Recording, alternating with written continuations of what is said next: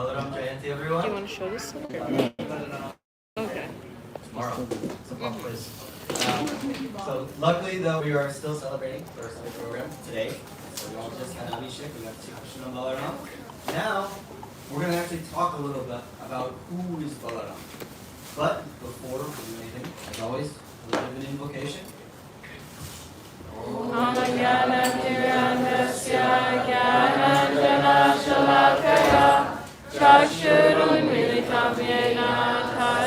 Shri Gurave Namaha Shri Chaitanya Manobhishtam Sthapitam Yena Bhutale Swayam Rupa Kadamayam Dadati Swamadantikam Vandeham Shri Guru Shri Yudhaparakamam Shri Guru Vaishnavamscha Shri Rupam Shakadatam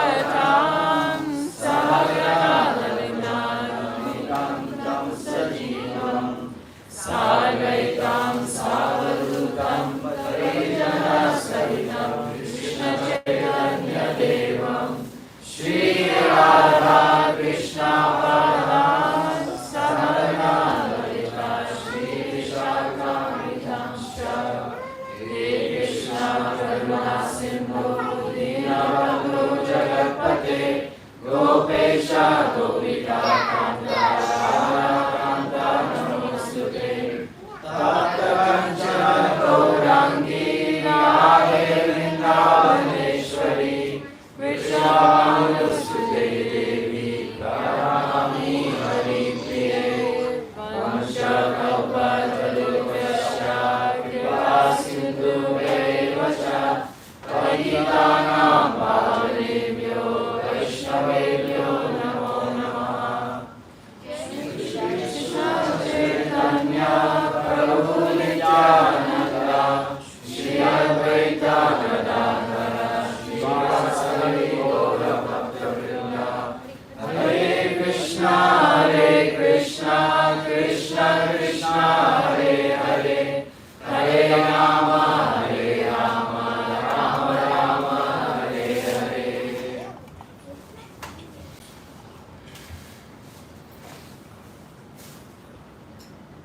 So, who is Balarama? Now, that can be a debate that can go on for a long, long time. You could write even an entire Purana probably on who is Balarama. In fact, there is an entire Purana on who is Balarama. It's called the Srimad Bhagavatam. Because Balaram is non-different from Krishna. So theoretically speaking, the Bhagavatam is also about Balaram in Krishna form and in other forms. But specifically, we'll talk a little bit more about Balaram specifically and some of his pastimes and what he represents to us as Vaishnavas. So, in order to start out, before we start talking about who this person is, you normally, when you meet someone, you describe, like, he wears glasses, he's wearing a green shirt, she sings very nicely. You talk about some of their qualities before you actually start to get to know them, so that way you can start to build a relationship. So I'll hand that over to Marisha to start to let you know what Balaram is like.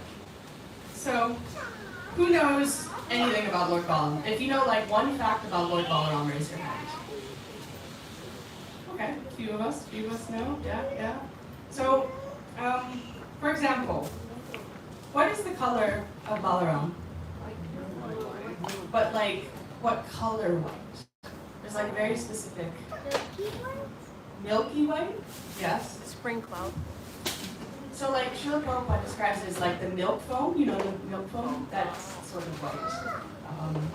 So I just want to read, I figured what better person to describe than Srila Rupa Goswami. He gives a description of Lord Balaram in Radha Krishna Gamadesha Pita. And I'll just read it out loud. Powerful Lord Balaram is 16 years old, full of the luster of youth, and has a fair complexion the color of crystal. He wears blue garments and a garland of forest flowers. His handsome hair is tied in a graceful topknot.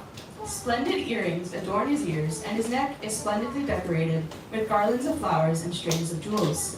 Splendid armlets and bracelets ornament Daoji's graceful and very strong arms. and his feet are decorated with splendid jeweled anklets.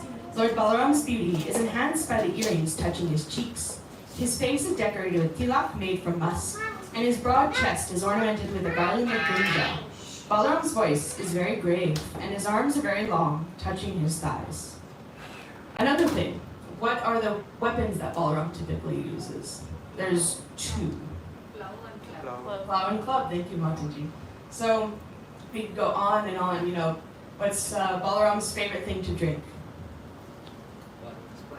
I heard it? Right? No. Sprite? It's actually 7-Up. So, it's like 7-Up specifically. Not Sprite. Ginger ale. That's not bad. Organic? Ginger's good for the throat. He likes something that's more sweet and soothing. Honey mixed with. He likes a lot of honey. He does like honey. It's a drink that's made with honey. Well, I'm sure he wouldn't pass up the opportunity. Varoni. Say it loud. Varoni. Varuni. Veroni. It's like it's like honey mixed with milk and yogurt, and he carries it on like a little jug always with him.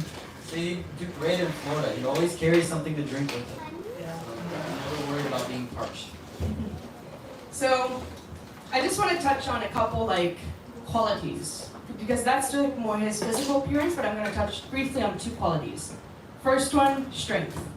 Now, I don't know if anybody's lifted a plow or a club here. Unless they're made of plastic, you know, you can get the plastic ones in the store, but like the actual plow, actual club, they weigh a lot. You have to be very strong to wield both those weapons. So we'll discuss these later on in the pastimes when we're discussing his strength.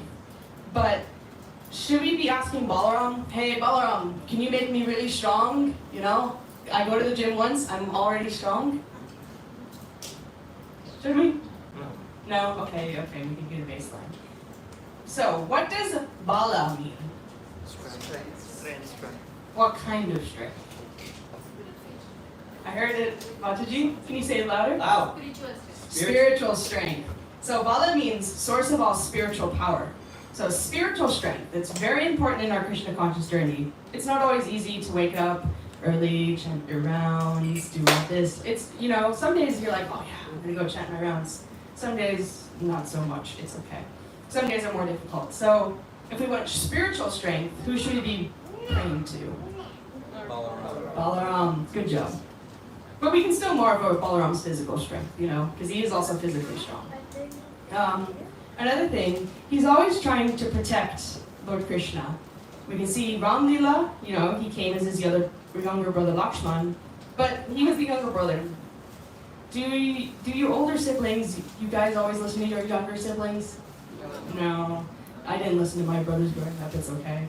So he would try to say, Ram, let's do this, and he's like, nope, I'm older, let me tell you what to do.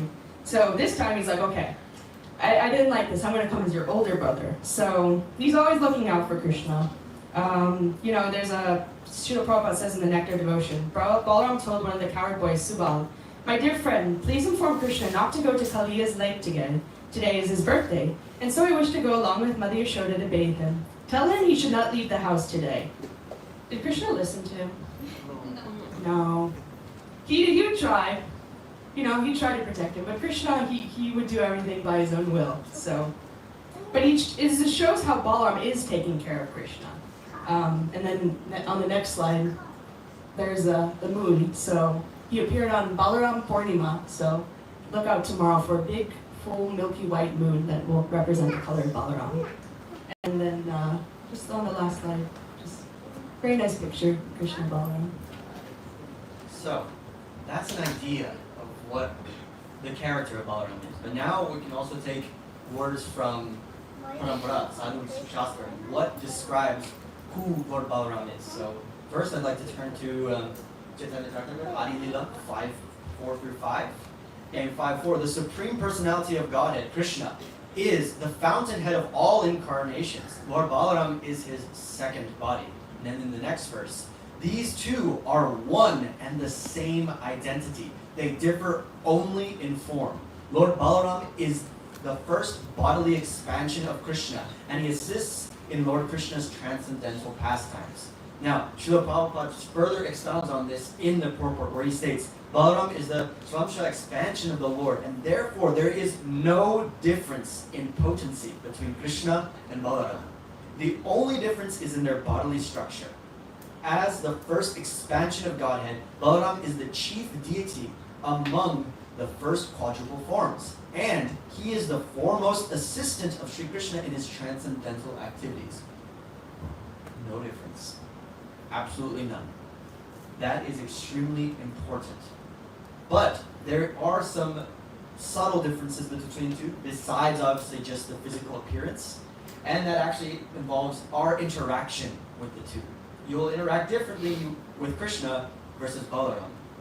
Especially in the pastimes we're going to touch on. There are some very different interactions between Krishna and his demons and Balaram and his demons.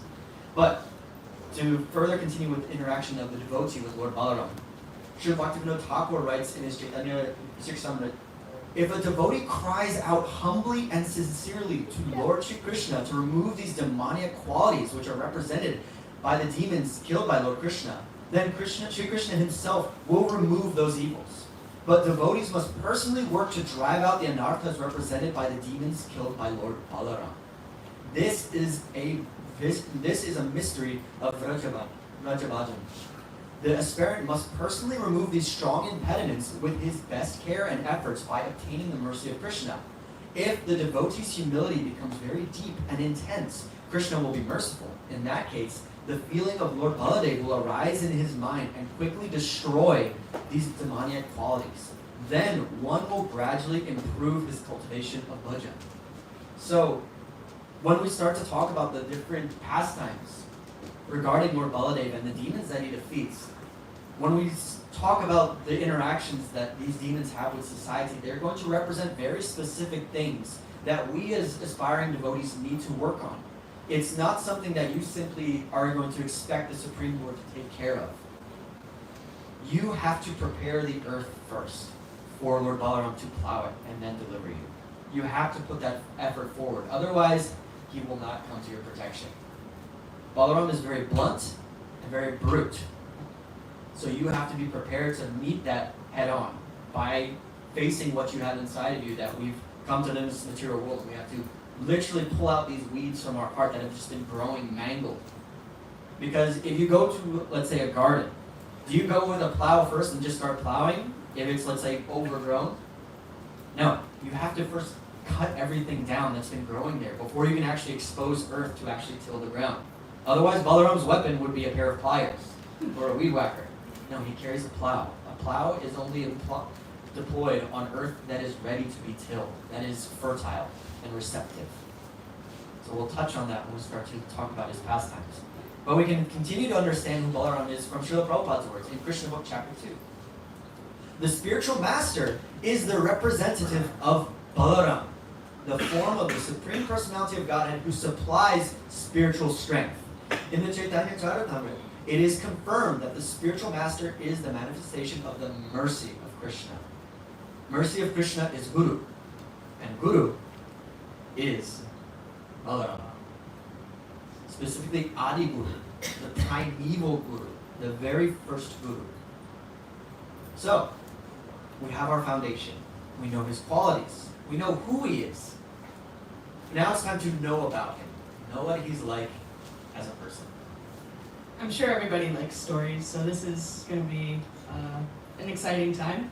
So, first we're going to be talking about that guy in the top left corner. Looks like a fun guy. So in Srimad Bhagavatam, Canto 10, Chapter 15, this pastime is described. So Krishna and Balaram, they've reached the age where they started taking care of cows instead of calves.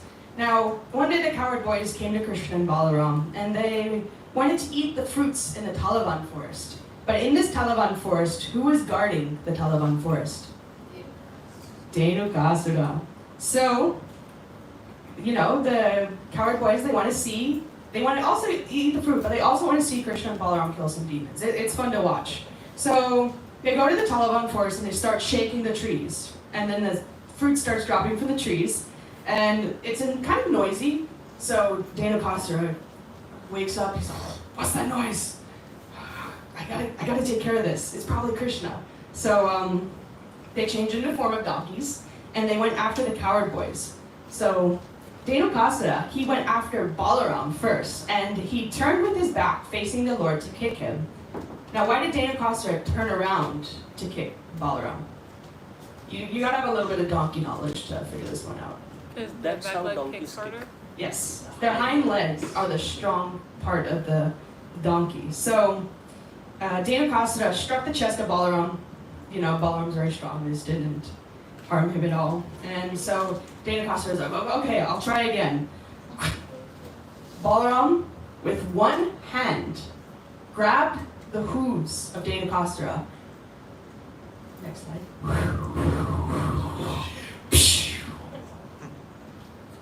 And he threw him on top of the tallest palm tree.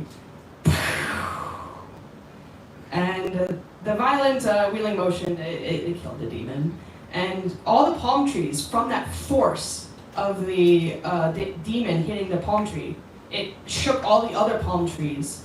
Now, so one of the Balaram's names is Dhenukari, or the enemy of Dhenuka. So all of Dhenuka, he has his old friend, little gang kind of thing, and they heard this. They went to attack Krishna and Balaram. And I'm going to read what Srila Jiva Goswami says.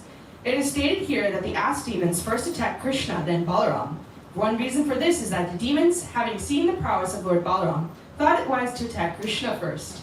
Or it may be that out of affection for his elder brother, Lord Krishna placed himself between Balaram and the ass demons. Also, Lord Balaram, out of affection for his younger brother, went to Lord Krishna's side. Now, of course, this was just a... all of them. You know, it was a pretty scene, you know, you got all the palm trees, the pretty fruits, all the dead demons on top. It was really nice. There was a nice picture. But why Balaram? Why did Balaram specifically kill Dhenukasura? So there's a couple of reasons when I was reading. So Srila Prabhupada says in one of the purports that since Lord Krishna, to this point, he'd killed all the demons, right? So he thought, on this particular day, he decided, okay, I'll give first honors to Lord Balaram. So this is the Dhenuka. Another reason, which is given in Garga Samhita, so in previous life, Dhenukasura was a son of Bali Maharaj. And he was on this mountain, and he made a lot of noise. You know, I don't know. I've never met a donkey, so I don't know how donkeys sound like. There you go. So he was making a lot of noise that sounded a lot like that. And Durvasa Muni was sitting there, and he's like,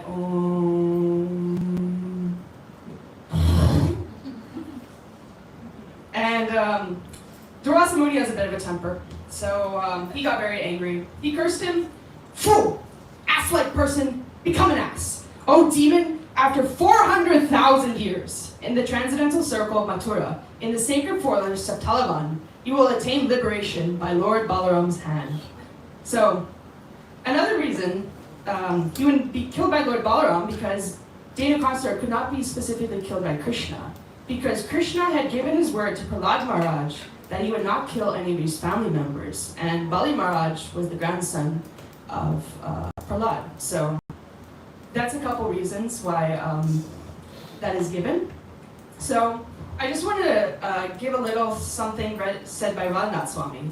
He compared the heart to the Talavan forest. You know, it has a beautiful place for Krishna to reside, but these anarthas are in our hearts, you know, they're poisoning our heart and eating the fruits that are in our heart to be offered to Krishna. So even Krishna's holy name has difficulty staying in our heart. So Balaram, the Adi Guru, when we allow the spiritual master to enter our heart through his instructions and take shelter of him, the demon Dhenukasuras within our heart are vanquished, just like Balaram vanquished Dhenuka. Only by the grace of the spiritual master can we get rid of these contaminations within our heart. And yeah, I need to learn how donkeys sound like, apparently. Sorry. It's okay. But we can continue on with some more. Maybe, I don't know if anyone's grabbed a donkey and tried to throw it, but I'm sure maybe if you remember when you were smaller, you've had or given a piggyback ride to your friends, yes? No? Maybe? Yeah? Okay, good. So we had a child. That's promising. Now, Balaram has fun piggyback rides.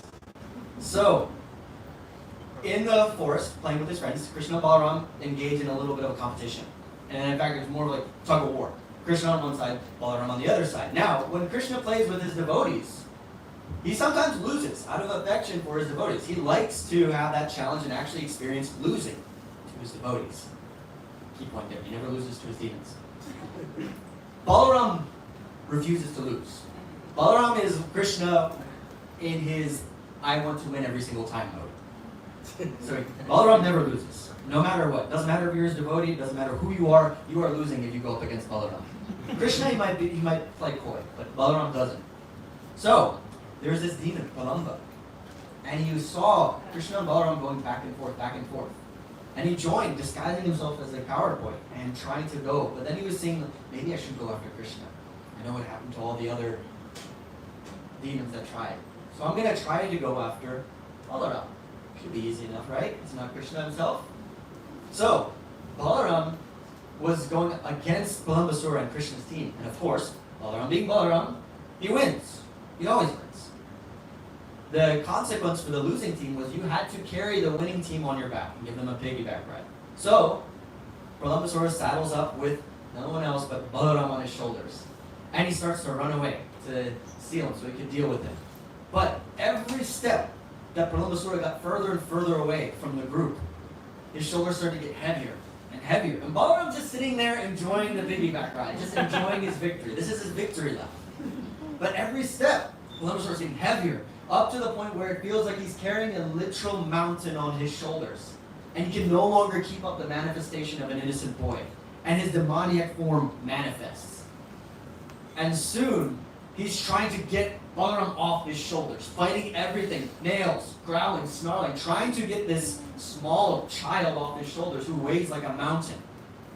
And then, of course, Balaram, being the Supreme Personality of Godhead, he knew the whole time that Balambasura was a demon. He just waited for him to reveal himself in public. And once that happened, when the demon manifested himself, with one strong fist, whack, and instantly cracked his skull, the demon collapsed and was dead. And then all the coward boys came in and celebrated. This is real boys will be boys. It's celebrating the pastimes of the Lord. Now, anyone want to give Balarama a piggyback ride? No? What are you afraid of? So, this is actually, if you think about, reflect what was going on in this pastime. Balambasura was hiding his true identity to the Supreme Lord. And remember, who is Balaram representing? Adiguru, the spiritual master.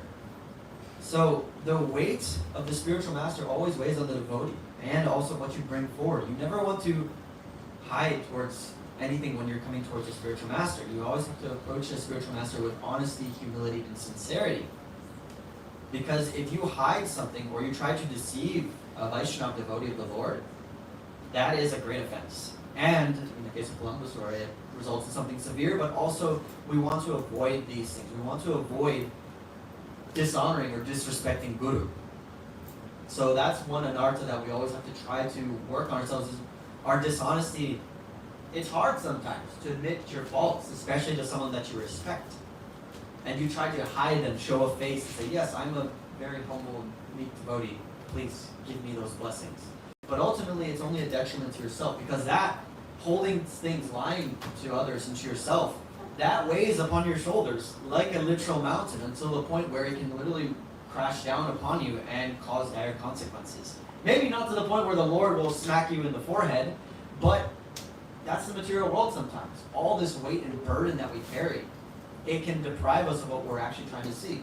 So that's why it's so important that when you approach spiritual practice, you do so with full sincerity, humility, and honesty. Being honest with yourself and honest with others.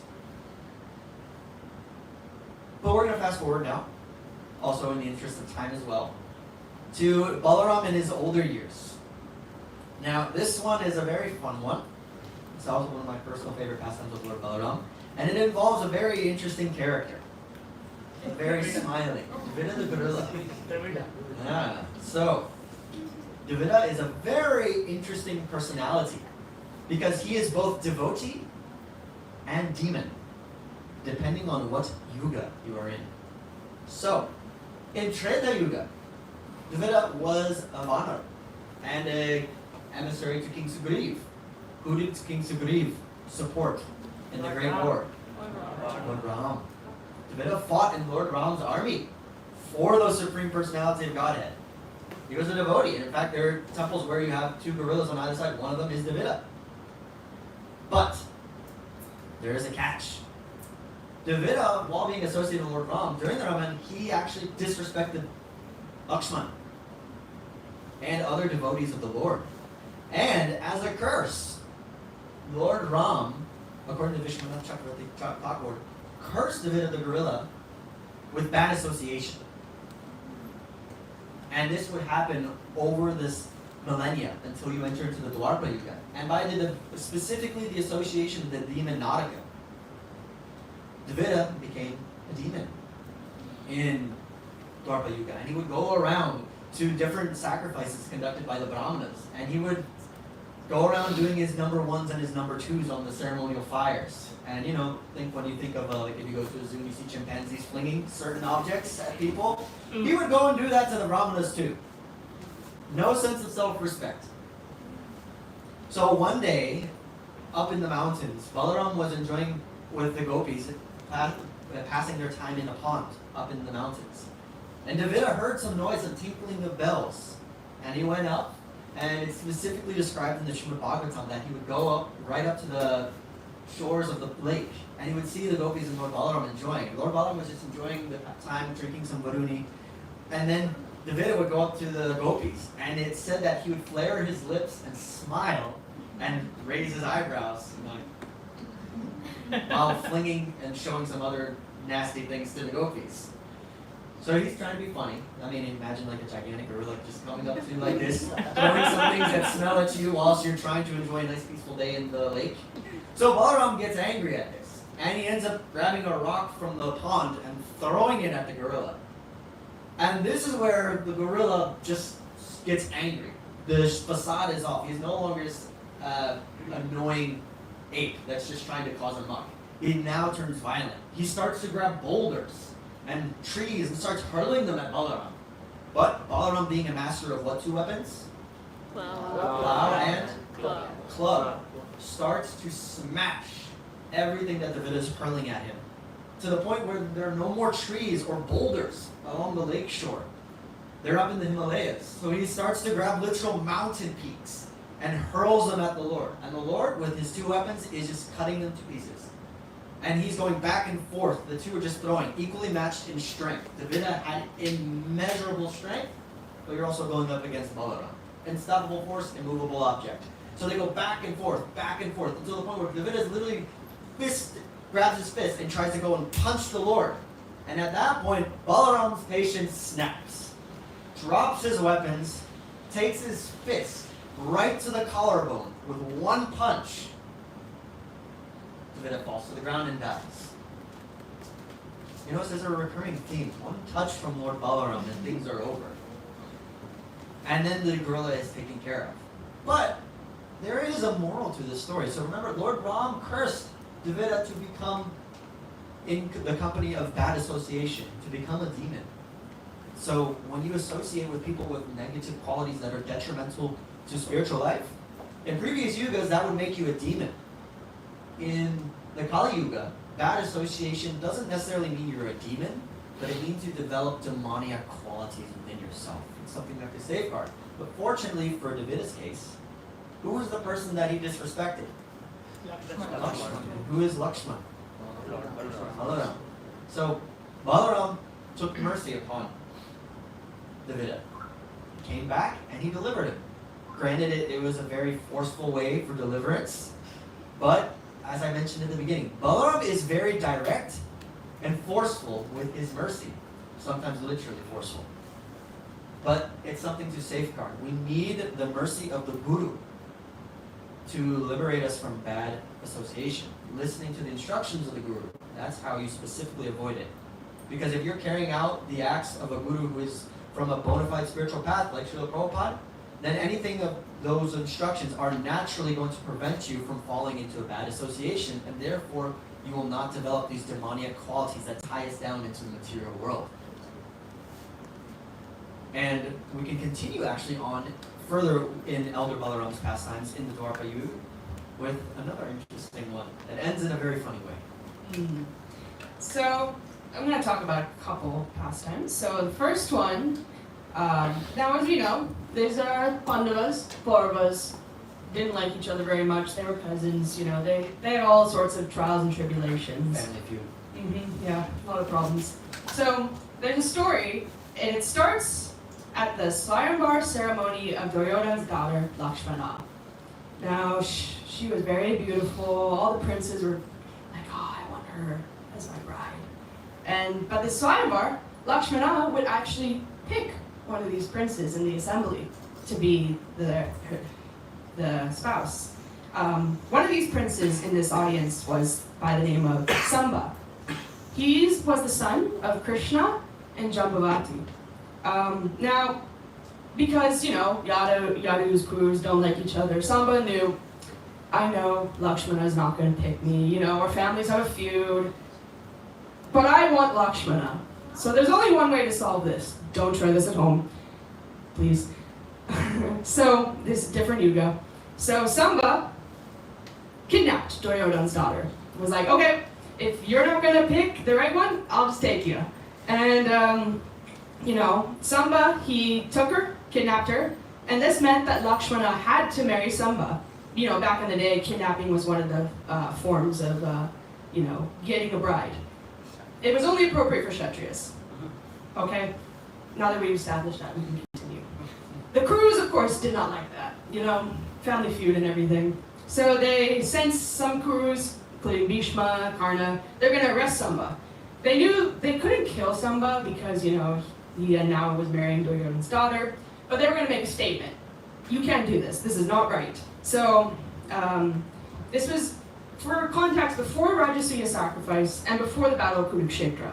So the Pandavas, they were living on Indraprastha, which was land given to them by the crews. And this is an important detail that will be important later on.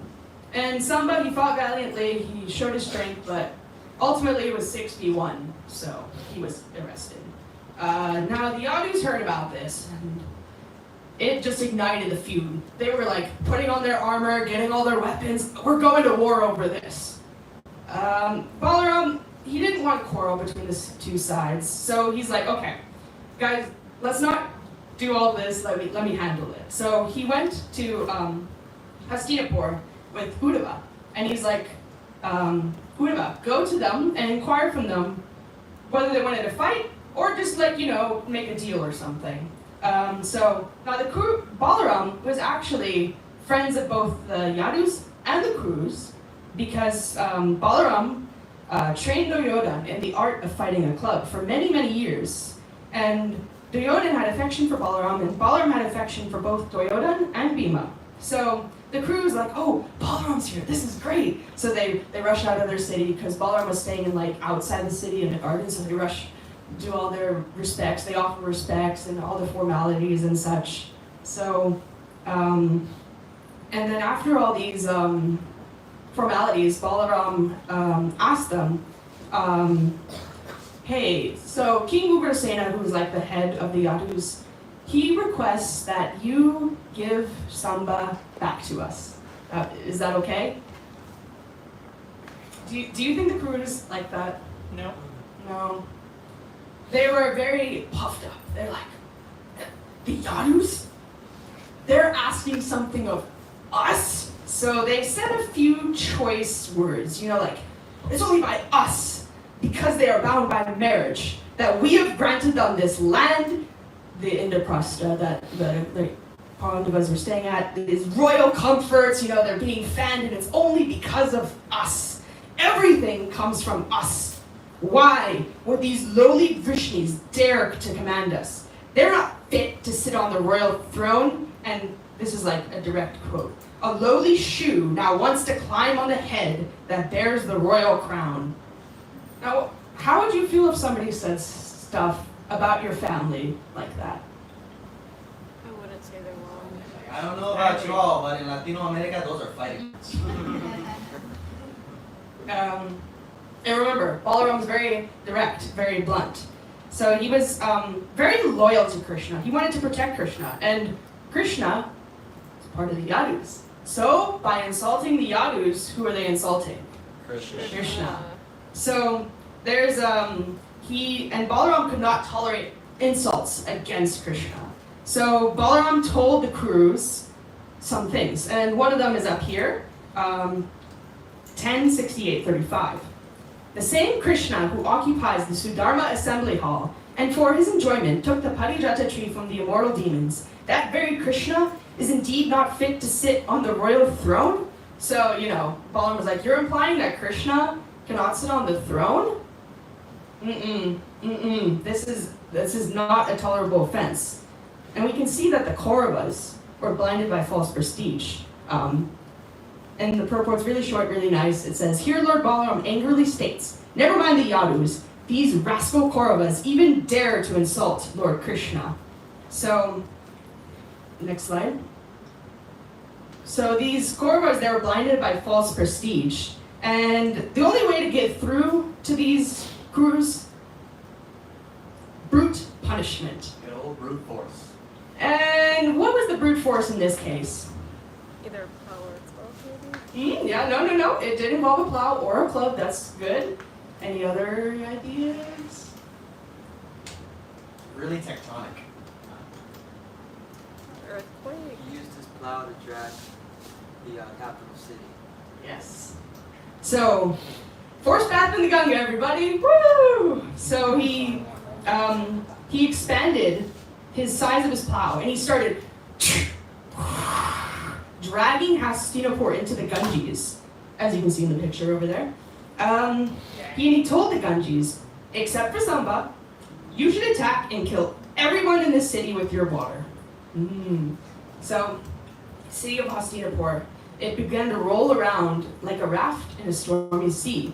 So, the Kauravas were like, what's going on? And then they look out the window and they see Balaram's dragging their city into the river, and they're like, uh-oh, we messed up, uh-oh. It's like turning New Delhi into Venice in the span of 2 minutes. So, they're like, okay, we clearly offended Balaram, so let's appease him. They like Balaram and all that. So they brought Samba and Lakshmana and placed them in front of them. So, and then they praised Balaram and was like, your anger was justified, and it was for our benefit because we were blinded by this false prestige. And as Srila Vishwanath Chakravarti puts it, the Kurus meant to say, because you exhibited this anger, we've now become civilized, whereas previously we were wicked and could not see you, blinded as we were by pride. So then, Balaram accepts this, he brings Samba and Lakshman back to the Hastinapur. And even today, the city of Hastinapur is visibly elevated on the southern side along the Ganges, thus showing the signs of Lord Balaram's prowess. Now, we're going to talk about the last pastime. It's presented in Canto 10, Chapter 78. So this is right before the Battle of Kurukshetra. And because both Duryodhana and Yudhishthira were dear to Lord Balaram, and he heard that they were going to go to war, he was like, okay, I can't decide between the two, so I'm going to just leave. I'm not going to even be involved.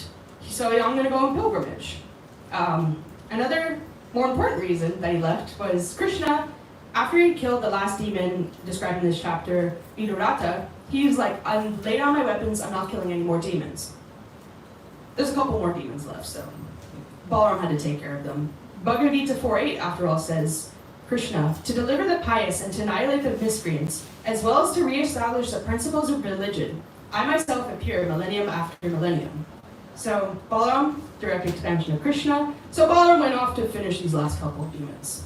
So he went to the Naimisa forest, Naimisa forest, where Brahmanas, they were performing a sacrifice.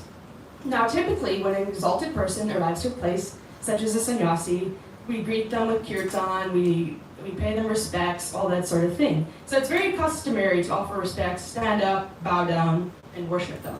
So these Brahmanas, they see Balaram has arrived, and they're like, it's Balaram. So they immediately get up, and they bow down, and they worship him. Except for one guy. So, not yet. there was one person by the name of Roma. He was a disciple of Vyasadeva, and he did not offer his respects. He was just sitting down like this. He was not even a Brahmana, but he was part of the Sutta caste, which is a mixed caste of Brahmana and Kshatriya. So despite this, he was actually seated in a position above the Brahmanas. We'll describe later. And because of this, Lord Balaram became angry and said a few things about Ramaharshan. For example, he said, although he is a disciple of the divine sage Vyasa and has thoroughly learned many scriptures from him, including the law book of religious duties and the epic histories and Puranas, all this study has not produced good qualities in him. Rather, his study of the scriptures is like an actor studying his part, for he is not self-controlled or humble and vainly presumes himself of scholarly authority, though he has failed to conquer his own mind. So, Ramaharshan thought, I have this great personality, I've studied all these scriptures, look at me, why should I bow down to this person?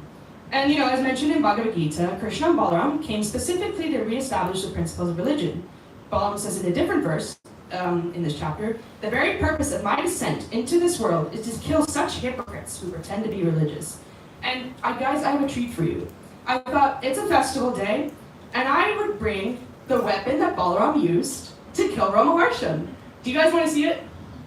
Yes. That wasn't very enthusiastic. Come on. Remember, Balaram is brute, not me. I gotta go find it. This is It might take me a while. It's very heavy. Give me 1 second. Where is it? Oh my gosh. Where did it go?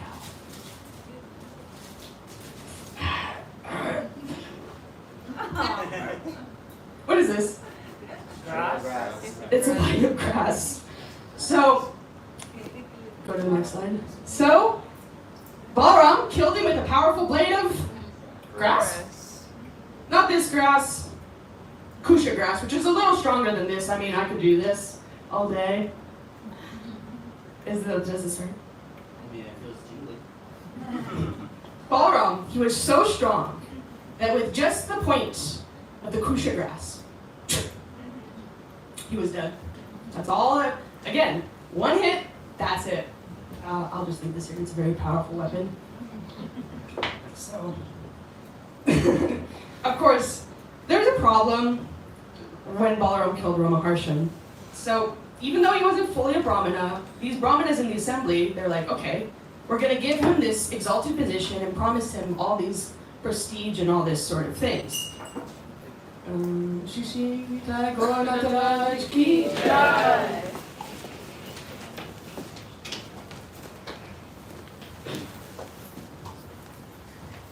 So, the Brahmanas had given him this exalted position and like, you killed him. That's not okay. I know you're the supreme and all that, so this, killing a Brahmana problems don't really apply to you, but, it should be a good example to kind of set to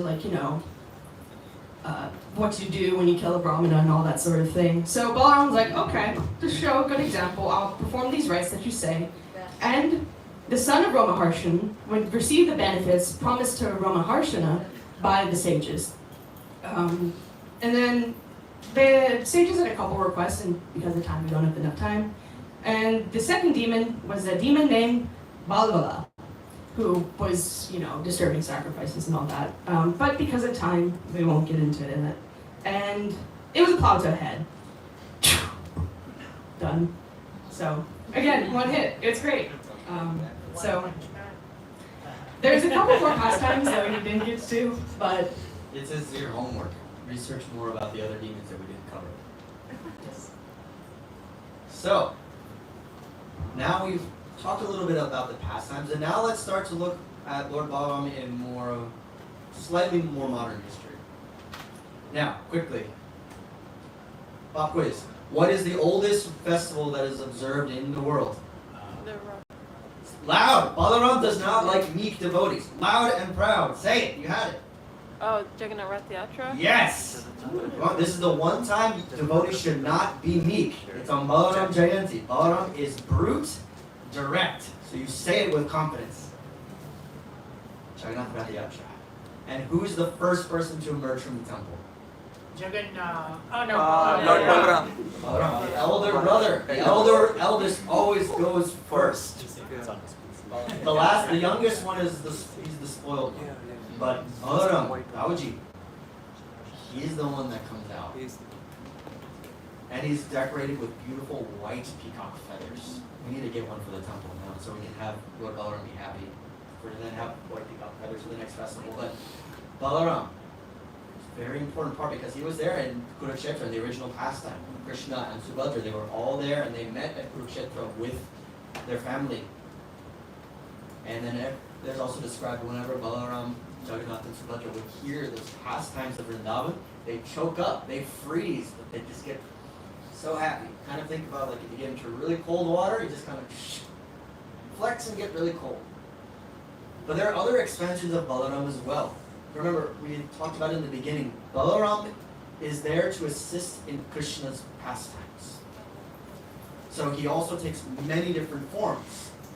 So, when you think of Vishnu lying down, what is he lying down on? Anantashesha. Shesh, a bed of serpents. Anantashesh is Balaram. He's an expansion of Balaram. And he lays down to support Vishnu as he's resting, and Mother Lakshmi is massaging him. But Anantashesh does more than just hold up Vishnu.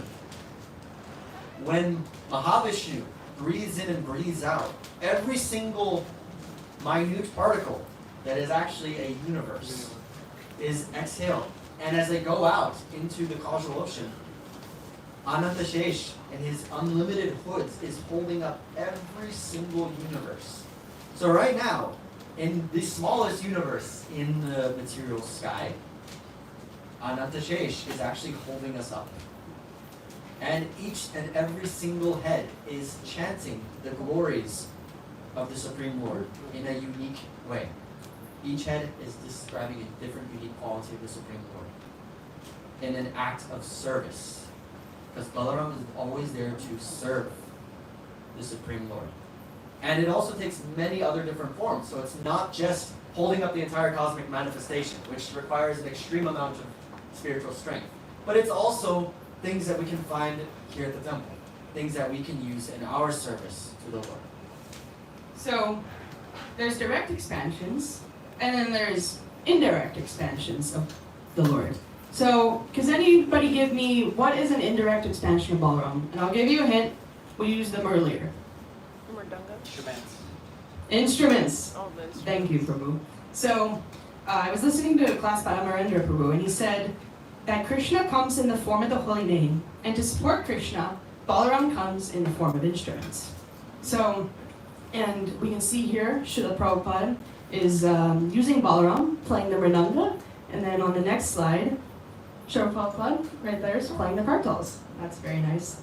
So, who has heard the saying, you should not step over instruments? Has anybody heard that? And if you hadn't, now you've heard it. So, don't step over instruments. Why? Because, yeah, that means you're stepping over Balaram, and it's disrespectful to step over somebody. We know what happens when you disrespect Lord Balaram. Blade of grass. I like my collarbone. So, the instruments, they're expansion of Balaram, and we should take great care with the instruments and try to endeavor to use them properly in Krishna service. That means no banging them, sorry about or to make the loudest sound possible, or just tossing them on the ground, you know. We should have respect, and we should endeavor to do use the instruments properly so that they sound nice against Krishna's holy name, so that Balaram is doing proper service to Krishna. And we have, you know, if you don't know, we have many devotees here willing to teach you kartals, mridanga, harmonium. We have devotees who will teach you properly. So we should endeavor to use them properly. And even these tambourines, these gongs right here, also, they're very simple instruments, but they're also Balaram. So we should endeavor to use them properly. In fact, it's not just instruments, but anything used in this Lord's service. So this microphone, also Balaram, because we're using the microphone in the Lord's service. Now, that doesn't mean every microphone in the world is Balaram. It's just the ones used in the service of the Lord. You know, the bed the deities sleep on, the arti paraphernalia. All these are used in Krishna's service and therefore an expansion of Balaram. CC Adi Lila, chapter 5, text 123. He's speaking about Anandashesh, but that's an expansion of Balaram. He serves Lord Krishna, assuming all the following forms: umbrella, slippers, bedding, pillow, garments, resting chair, residence, sacred thread, and throne. And as we talked previously, Balaram is always serving Krishna. So he's present wherever Krishna is. His only mission is to please Krishna by rendering service to him, whether it's in direct expansion with Anandashesh, with Balaram, having some nice fun pastimes, or as his paraphernalia or instruments. So we should develop that kind of mood, have our only desire be to serve the Supreme Lord. Now, here in Orlando, well, temporarily we have Krishna Balaram Devis for the Abhishek, but we actually have another form of Lord Balaram who is here at Bhakti House Orlando.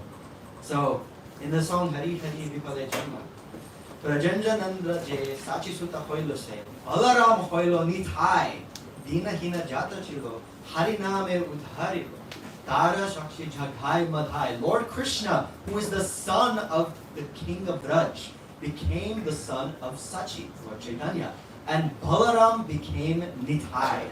The holy name delivered all those souls who were lowly and wretched. The two sinners, Jagai and Madhai, are evidence of this. So, here in Orlando, we are always graced by Lord Balaram because he is here as Lord Nityananda. He is Adiguru. He is the one who gives us the mercy of Lord Chaitanya, who gives us the mercy of Radha and Krishna. Remember, as Vaishnavas, we always claim that we are the servant of the servant, never the direct.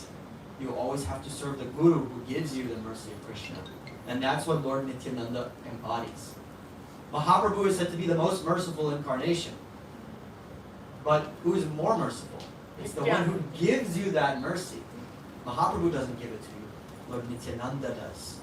So that's why you always have to make sure that you are serving the lotus feet of Sri Sri Nitai Gauda Nataraj. So we are very fortunate to have them here, specifically as Lord Nityananda.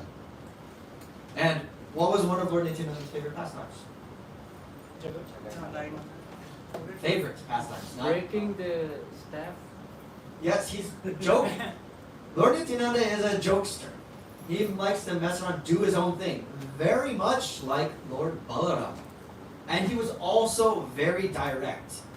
When Mahaprabhu instructed Lord Nityananda to go out with Haridas Thakur to preach Krishna consciousness, he went door to door and just begged people directly, please chant these holy names. He didn't try to do some kind of sales pitch like, hey, nice shoes, here's this mantra. No, he just went to people and said, please chant this holy name. This is the most precious thing, the best way to spend your time. Begging people, directly asking them, giving them this mercy of praying. No bars hold back. Literally went straight up to Jagai and Madhai. It's that type of mood that we want to endeavor to serve, that hopefully Mahaprabhu's mercy will flow towards you by the mercy of Lord Nityananda. And then we can reflect on everything we just talked about. Lord Balaram is direct. In as Nityananda, he's more sweet when he's being direct. But as Balaram, he is very direct and bruteful. And sometimes when you have to deal with something, there's that saying, face it head on. Don't try to dodge it. Don't try to be diplomatic. Head on. Take it like you mean it. Sometimes you have to deal with that. And when you have obstacles in your way to your spiritual path, getting up early in the morning. Yes, you can set your alarm. That might wake you up. But then you always have the chance of just... And then you have to set another alarm. And another alarm. And you're constantly having to force yourself to get up. But it has to come from within. You have to remove that anartha of laziness yourself and deal with it head on. It's like, no, I'm going to wake up. I'm going to start chanting my rounds, and I'm going to go and serve the deities. Same thing with doing your japa. Oh, I can put it off till later. No. You do it head on. It is my duty to Srila Prabhupada and Sri Sri Nitai Gauranathas to chant. Having that determination. That's the only way that you're going to get the mercy of Lord Balarama to serve. And if you do so properly, he will be there. Because every single thing that you do in your service, Lord Balaram will be manifest in it. If you're sweeping the floor, Lord Balaram will become that broom. If you're playing the harmonium or the mridanga or the kartals, Lord Balaram will be sounding through there as you glorify the Lord. If you're driving to the temple to be on time for Mangal Arati, Lord Balaram is going to be the tires on your car to make sure you get there. He is going to plow that earth, fertilize it, so that way your bhakti creeper can actually grow. We always talk about cultivating your bhakti lata, so that way that creeper bhakti can grow. But unless you have Lord Balaram plow the earth in your heart for that bhakti lata to grow, it's not going to do anything. You always have to approach Adi Guru. And who is the representative of Adi Guru? Say it forcefully. Srila Prabhupada. Stop being meek. Say it. Srila Prabhupada is the representative of Lord Balaram. Take it with gusto. Be proud of it. Otherwise, Lord Balaram is going to get you in the collarbone. Although to be fair, that's not a bad way to go out because you automatically get liberated. But regardless, take pride in your service because when you do so, that pleases Lord Balaram. Remember, you are doing your service to please Balaram, not Krishna. That's Radharani's job. And no one can take that role from her. But if you please Balaram, then automatically Krishna is happy. And that way you can actually serve the Lord because you are following Guru. The only way you get Guru is by serving the Guru, following the instructions, and then the mercy of Krishna flows through that way. So we'll end there briefly. We have only a little bit of time for questions. Okay. Take a few minutes for questions, and then we'll get ready to see Lord Balaram in the form of Lord Nityananda. So I think we have a couple of mics. And Shota Krishna Balaram. But it's still the same potency, despite the size. Yes,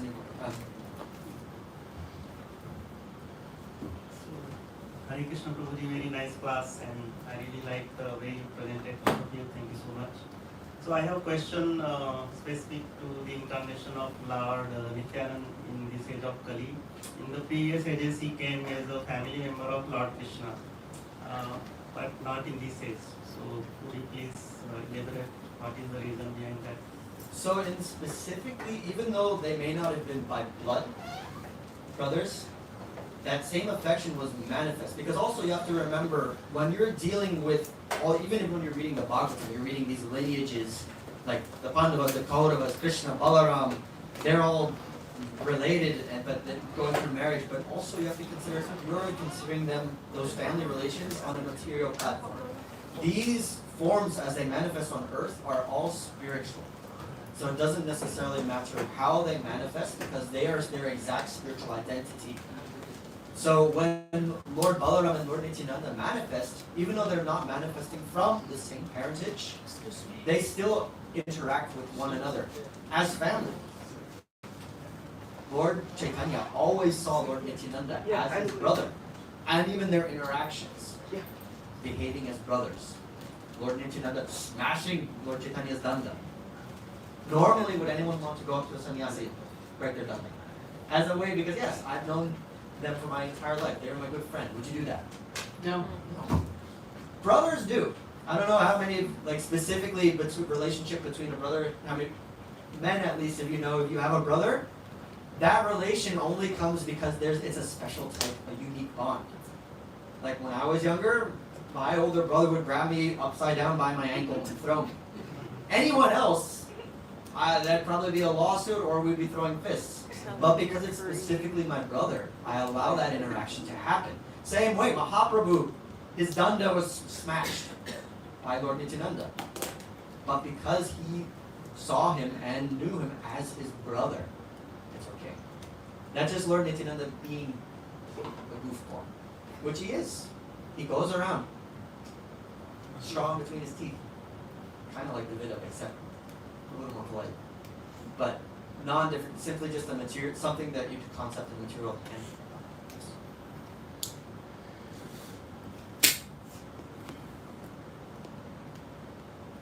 yeah, I just want to add that sorry, Lord Lord Chaitanya Mahaprabhu's elder brother Vishwarupa was also an expansion of Sankarshan too. Yes. And then after his disappearance, it said like he was murdered at the end or something.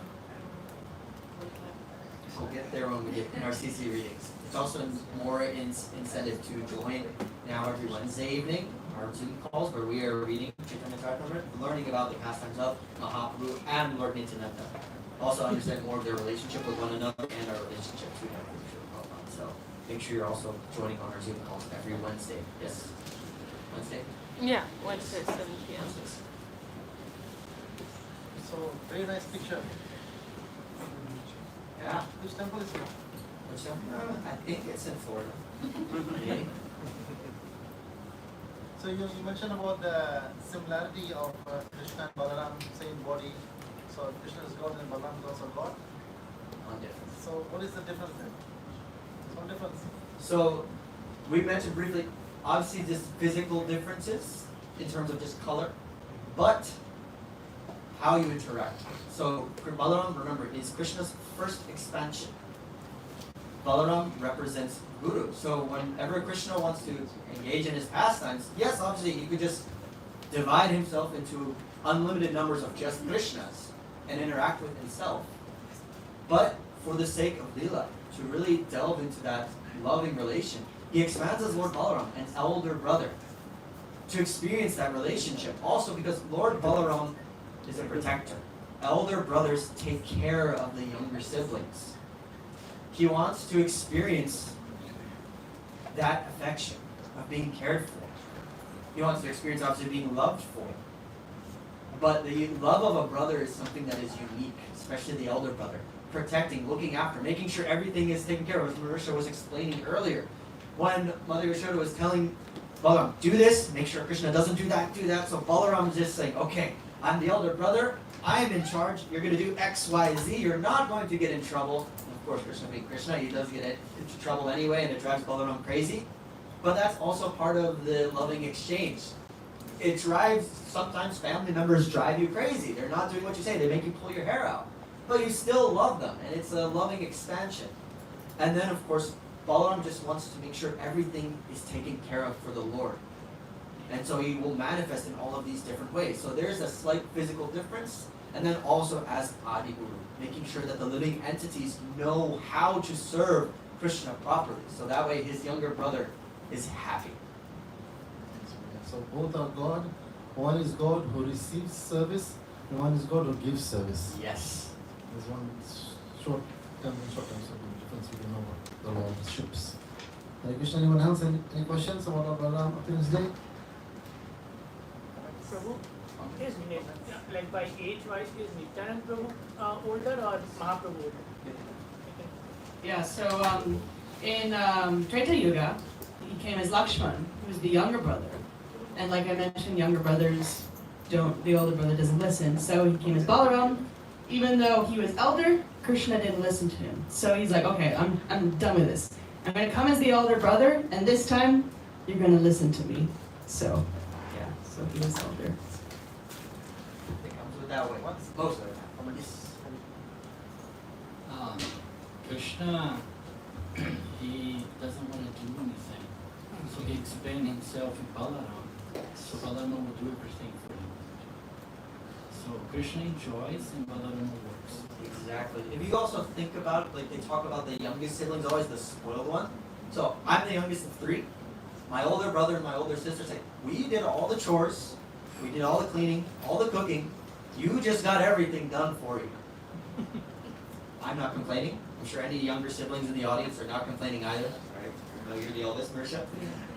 But that's the nature of siblings. They enjoy. The youngest sibling is always just going to enjoy. It's the older sibling that has to do the work. And that's Balaram. Luckily, he likes to do the work.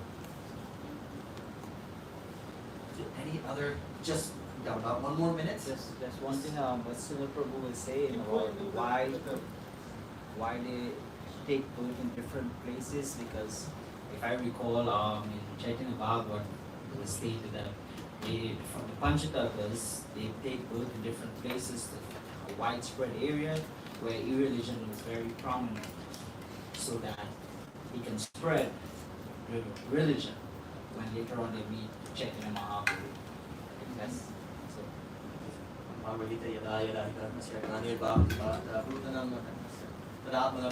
Wherever there's a rise of pure religion, at that time, I manifest.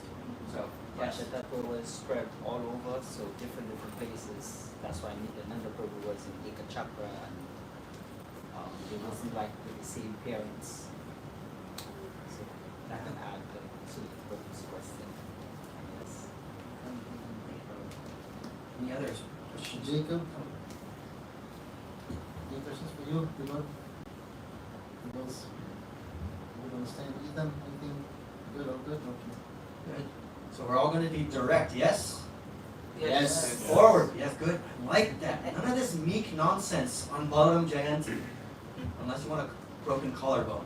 So you say it with force. Take pride that you are a devotee of Lord Balaram. Because if you're a devotee of Lord Prabhupada, you're a devotee of Lord Balaram. Prabhupada always wanted us to be. Prabhupada was a general. And obviously we are all in his army as soldiers, but it doesn't matter where you are in the military structure. You are still steadfast, ready to distribute orders. So, there you go. So I think we'll be ready very shortly to receive their lordships. Yes? I have a question. Ask So away. you described, I guess, like the meaning of the plow, like why Lord Balaram carries a plow around. Could you describe like why he carries a club? So plowing implies first fertilizing. Mm. So something ground that is ready to be tilled. But let's go back, for example, to the past time. If let's say we wanted to cultivate the land and there's a forest, first sometimes you have to take down obstacles. What do clubs do? Take down. They smash things. They obliterate. If you've ever seen anyone fight with a gada or a mace or a club, it's a heavy weapon that deals a lot of damage. Sometimes, there's a phrase, the truth hurts. Now imagine when Balaram blesses you with truth. So sometimes you need that truth to be forceful, saying, you are in this material world suffering threefold miseries. You're experiencing birth, death, old age, disease. These are not fun topics. It's heavy. But sometimes you need to be heavy to come to a realization. Otherwise you become complacent. It's like if, for example, someone is altering. Let's say, we'll take an example of education. We'll not go too grave. Let's talk about if you're doing poorly in school. It's like, don't worry, you can bring up your GPA next semester. Don't worry, the following year you'll get it back. I'm sure you'll graduate. Are you going to graduate if you falter? No. You have to, like if you say, if you're failing a class and you still have time, let's say in the semester to recover that grade, if someone cares for you or your teacher cares for your success, he's going to, look, you need to start focusing so your next exams you can perform better so you can pass this course and move on. Otherwise you're going to be stuck here repeating this course again. You'll fail this course. Sometimes you need that blunt delivery of knowledge to understand your position. So therefore, like as the mace breaks things down, it gives you a sense of reality. And then once you understand what the reality is, you can start to cultivate, you can start to study and improve your grade. So mace comes first, but then you come in with the plow. Although sometimes in Balaram's case, he will also use the plow to deliver something as a brute message, like he did with Hastina before.